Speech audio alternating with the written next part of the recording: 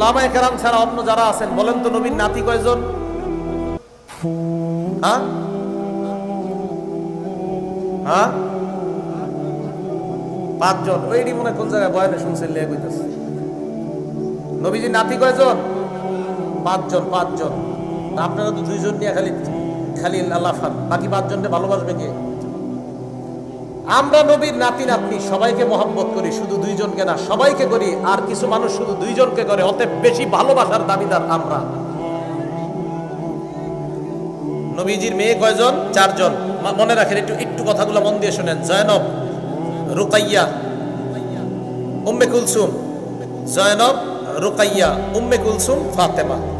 এবার দেখেন, এই উম্মে কুলসুমের কোনো সন্তান নাই। কেউ বলে আছে, কেউ বলে নাই, বেশিরভাগ বলছে নাই। এই উম্মে কুলসুমের সন্তান নাই। বাকি রইল কয় মেয়ে নবীর?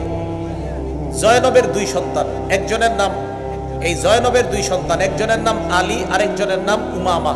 ছেলে একজন নাম আলী, মেয়ে একজন নাম উমামা। জয়নবের 2 সন্তান, একজনের নাম আলী, আরেকজনের নাম উমামা। আলী নামে ছেলেটা ছোটবেলায় মারা গেছে।